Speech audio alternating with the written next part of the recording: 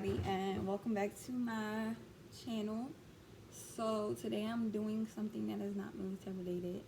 I'm doing the 23andMe Ancestry kit thing. I haven't even opened it, but this is, I don't know, yeah, this is what it looks like.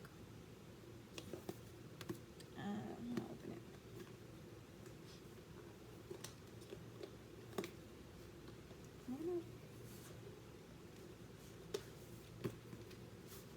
If y'all can see I don't have my makeup, and I have a scar on my face because I had a chemical burn from toothpaste. Like, that never happened to me before. But so when I was younger, I used to put, like, whenever I had like a breakout or something, I would put toothpaste on it and it would clear it up and like whatever.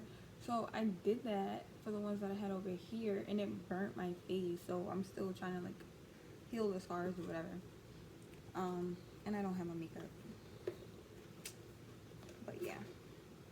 Alright, so once I open the box, there's this thing in there. It says hi on it. What do we have here? Funnel lid, cap, tube, fill line, whatever.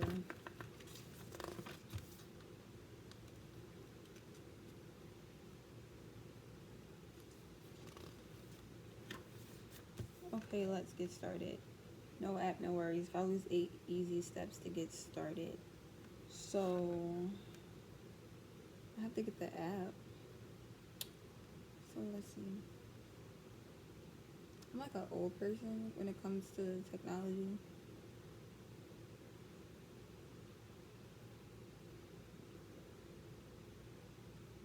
And nothing wrong with being old, but yeah. Oh wait, I do have that. So register a kit. Welcome to 23andMe kit registration. If you use the kit, there's about 5 to 10 minutes of setup. You shouldn't eat or drink for 30 minutes, or drink for 30 minutes before spitting.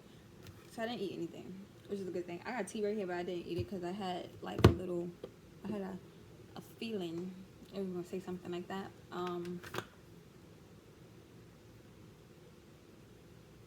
I also broke my phone today, so screen is like, yeah. Alright, so set up account.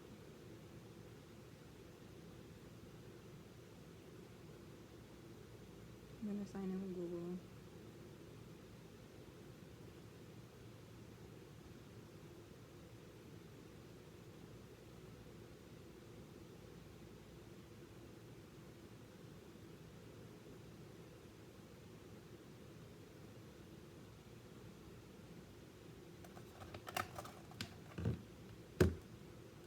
This is like some real medical shit. I hope I don't fuck it up. I'm supposed to send it back for like, oh, I sent it back in this. Okay.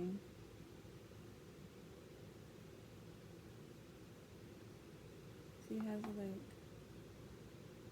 little thingy on it. Alright. That's simple enough. Look at this. Can you see this? I don't even know how to. There we go.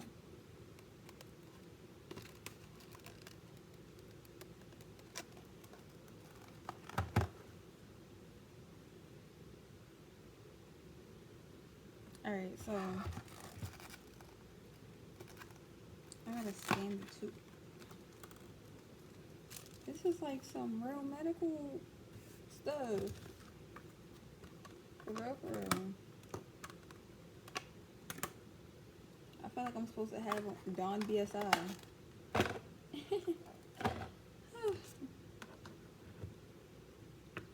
so corny.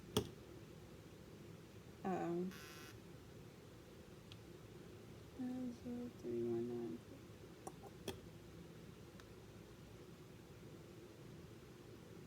Okay. What was this kit for?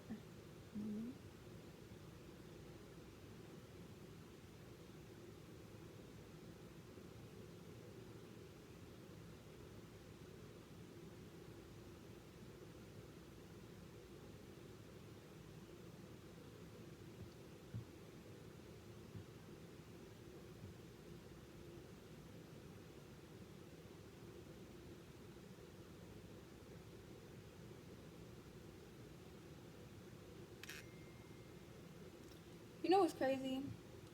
I unsubscribed from Fashion Nova's text messages like 30,000 times because I had a very bad experience with Fashion Nova, like very bad.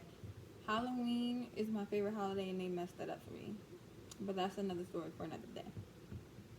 Okay.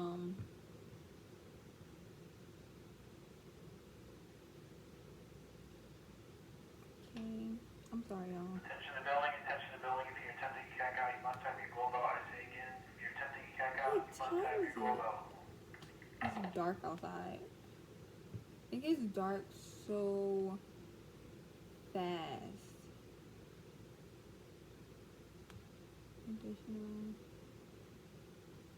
Okay, wait a second.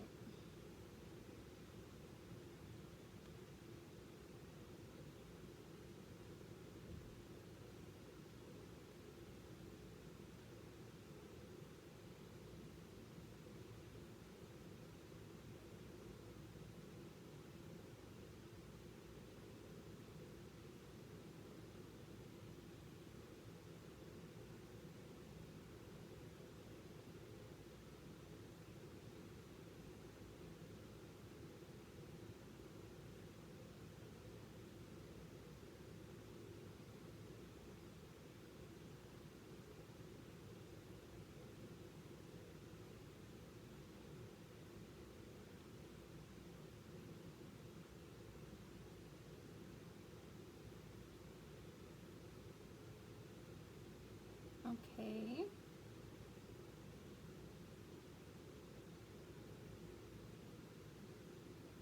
Alright, so this is one. No food or drink for 30 minutes. I'm supposed to spit inside of this. It's open. I'm supposed to spit to the fill line. So this is gross. So I'm not gonna do this on camera. I'm gonna turn around because I don't want to spit in front of.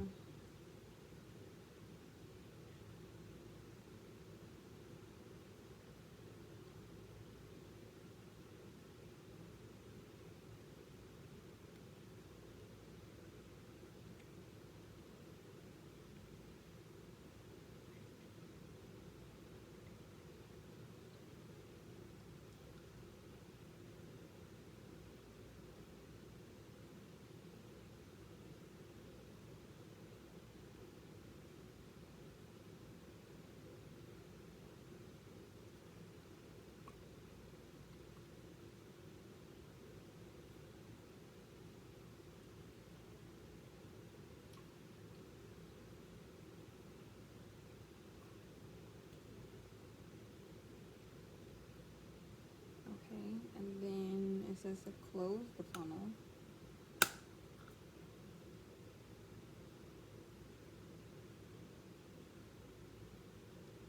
And then it says to detach the funnel.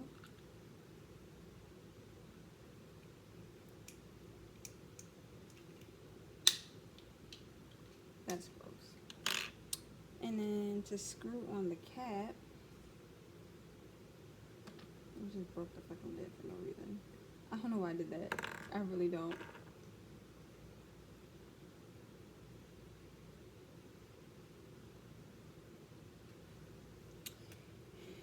Then seal it in here.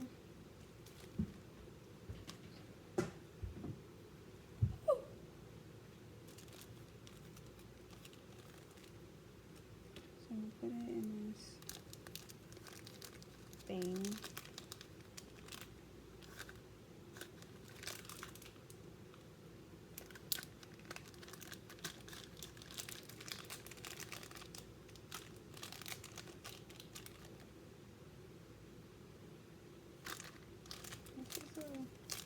Take this off and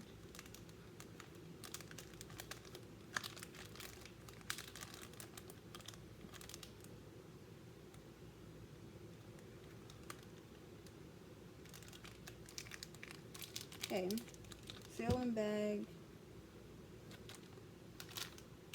and then put it back in here.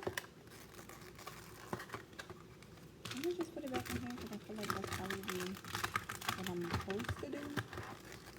So, put it back in there.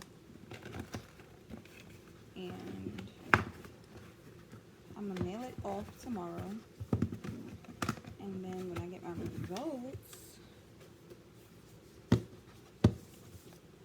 y'all will know. Okay, so on October 21st, the algorithm changed, and I'm just gonna read.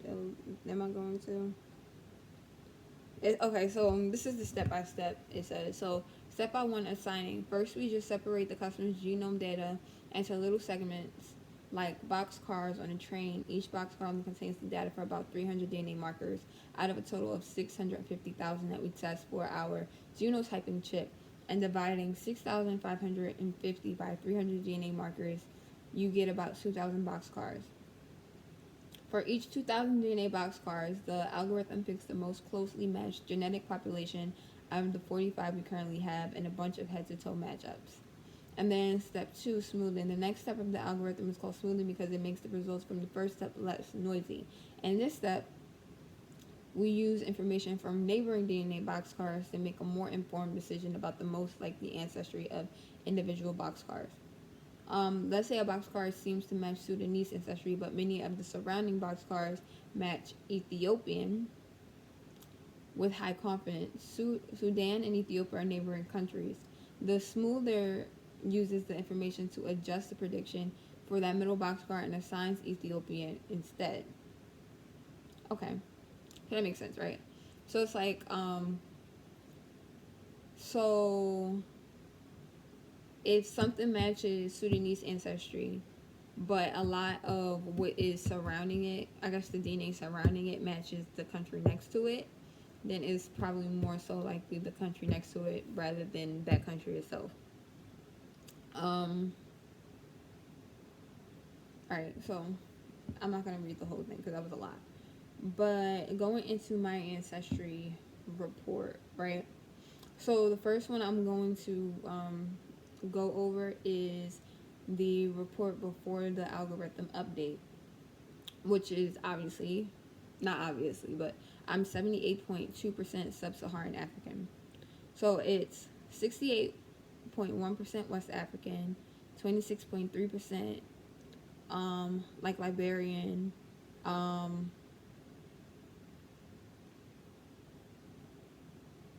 21.1% Nigerian. Also, I don't know how to pronounce some of these, so I'm not going to butcher it. Like, if I can't say it at all, I'm just not going to say it at all. Senegabian, 10%, broadly West African, 10.6%, Congolese, 8%, Angolian and Congolese, 6.3%, Southern East African, 0.8%, broadly Congolese and Southern East African, 0.9%, broadly Sub-Saharan African, 2.1%, and then I'm 18.5% European. So the Northwestern European is broken up into, is 15.9%, which is broken up between 8% British and Irish, 1% Scandinavian, 0.3% French and German, 6.6%, broadly Northwestern European, that's 6.6%, and then Southern European is 1.3%, with 0.8% being Spanish and Portuguese, and 0.5% being broadly Southern European, and then 1.3% being broadly European. And then I am about, so it says 2.5% East Asian and Native American, but then I also have 0.2 of broadly Western Asian. So Native Americans 1.2%, Chinese and Southeast Asian 1.1%, Filipino and Austronesian 0.3%, Indonesian, Thai 0.3%, broadly Chinese and South Asian 0.5%, broadly East Asian and Native American 0.2%. So that is before the algorithm update. After the algorithm update, which tries to condense it and not make it so broad, it goes to me being 72% West African, 28% being Liberian, 24.6% being Nigerian, 7% being Senegambian, 11.8% being broadly West African, 5.7% being Congolese, 4.8% being Angolan and Congolese, 0.5% being Southern East African, 0.4% being broadly Congolese and Southern East African, 0.3% being Northern East African. Did I do that one already? No. Sudanese, 0.3%, and broadly Sub-Saharan African, 0.3%. And then the European one got condensed a whole lot, so it went from like having all of those like 1% and stuff like that to the Northwestern Europeans, 18.4%, being 18.2% British and Irish, and then 0.2% being broadly Northwestern European, and 0.4% being broadly European. And my East Asian is 1.2% Chinese and Southeast Asian, and then 0.7% being Indonesian and Thai, 0.4% being Filipino and Austronesian, and then broadly Chinese and Southeast Asian, 0.1%, and then Native American being 1.2%. But then I also have unassigned as 0.5%. I want to say that I feel like the unassigned is probably Native American, just because of what I understand my family history to be. I know a lot of people, most people in America have Native American ancestry, and the 1% is about correct. However, me understanding my ancestry to be, it should be a little bit more than that. And so I think the unassigned is either that, or it is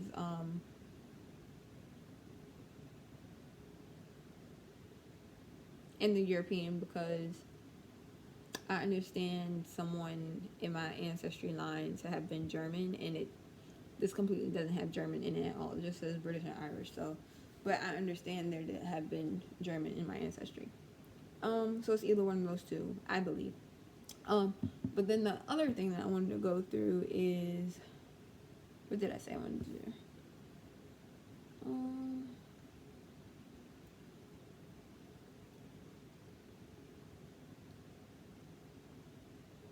The asparagus odor detector.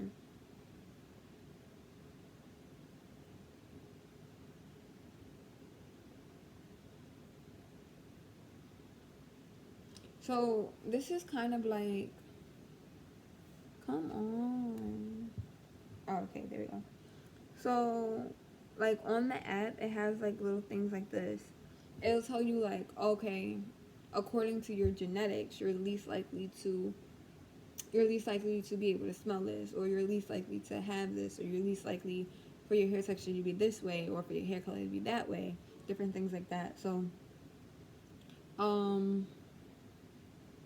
for instance, according to my genetics, I'm least likely to have freckles, as where someone else's genetics, they're probably more likely to have it.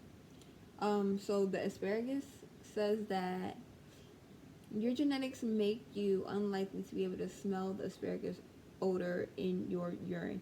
That's weird, but cool. It says 52% cannot smell the odor, 48% can smell the odor. I can't even tell you whether or not I know if my urine smells different after I eat asparagus, because I don't really eat that. I don't really like it. Cilantro taste and version. I want to do that one too. So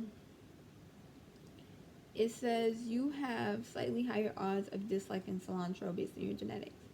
I like cilantro, so based on my genetics, I guess I have a higher possibility of me disliking it, but I actually like cilantro, so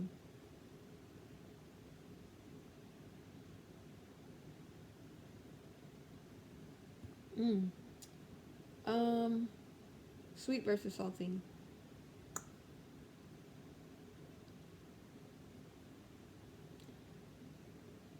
The combination of your genetics and other factors makes you likely to prefer salty or savory snacks over sweet. For me, I feel like it depends. I like spicy food. Does that? Actually, I guess that makes sense. If I'm talking about actual food, that makes sense. Like, if, like yesterday I had buffalo wings, I had wings, the option to get wings, and I'm always like, if there's another option, like if it was like garlic or garlic parmesan or like honey barbecue, for instance, if there's like honey barbecue and buffalo, I'm going for the buffalo routes. That makes sense. I like spicy things. I'm not really a sweet foodie. Um, but also like DNA relatives. This part is interesting also because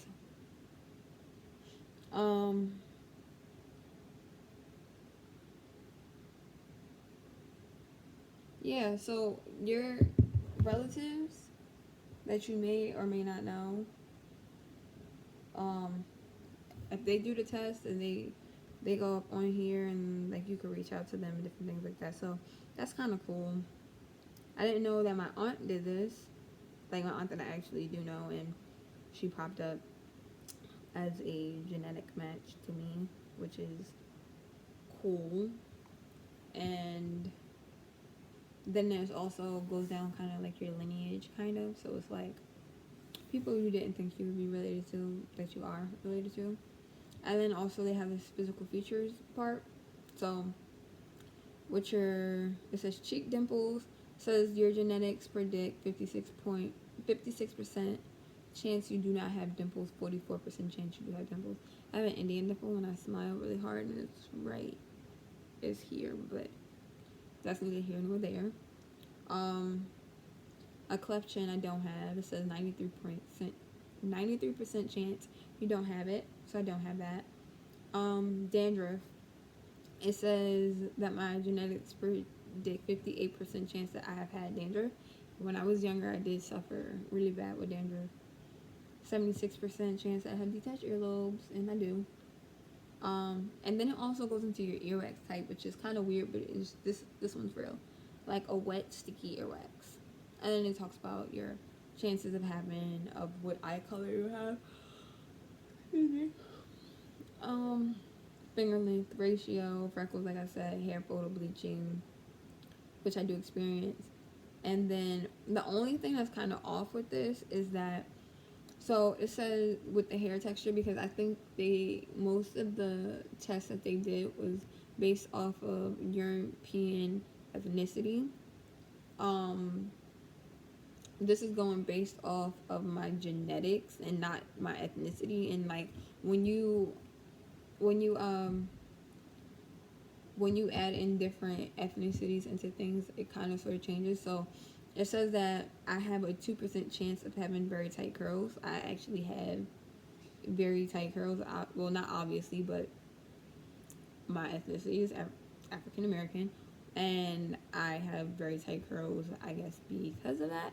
I have a mixed ancestry. Most of my ancestral lines is in Africa, and they're kind of like known for having a tighter curl pattern. But I have, based off of the data that they have, it says that I should 34% chance of having slightly wavy hair. My mom had slightly wavy hair though. So that it makes sense on that spectrum. And my curl pattern is the tightest curl pattern out of all my brothers and my sister on my mom's side. I had the tighter curl pattern, but I still have a curl pattern. Yeah, so 29% chance of wavy hair, 16% chance of big curls, 10% chance of small curls, 9% chance of straight hair, and 2% of very tight curls. So I already went into that. Oh, it goes into skin pigmentation also. So 73% chance of having light brown skin. I wouldn't say that I have my skin is light brown. Sometimes it is. Sometimes is light brown. Sometimes it's regular brown. When I was younger, it was, my sister used to call me beige, so I guess. 12% chance of having dark brown skin, 9% chance of having light beige skin, 5% chance of having olive skin, 1% chance of moderately fair skin, and less than 1% chance of having very fair skin. So I would say that the 73% chance is right on that spectrum. 86% chance of having stretch marks. I do not have a unibrow, but it says that there's a 53% chance that I have a little bit of a unibrow, 31% chance that I do not have a unibrow, and a 16% chance that I have a moderate to thick unibrow. 71% chance that I have a widow's peak. I do have a widow's peak. It used to be thicker when I was younger. I don't know if age has a thing with that, but yeah, I have that. That's basically it. I think it's really cool. I think it's cool that it there's all of these different things that kind of like the posts and articles and stuff that are up here, and then like they do like a lot of just data research for different things like COVID and all that, and also like health risk and stuff, which is I think is cool. I'm contemplating on whether or not I want to do a different DNA test and see with the different amenities or the different, I don't know what to call it, like the different extras, I guess, that come with the other ones. But I like doing this one. I think it was very informative. I think it's cool that you can find out so much stuff just from like your DNA. But yeah, I hope y'all enjoyed this video and didn't think it was too wordy or unnecessary. I just wanted to go through the amenities and stuff that it was on the app and not just go through my DNA, you know? Alright, so I'm gonna go ahead and I'm gonna go. Bye.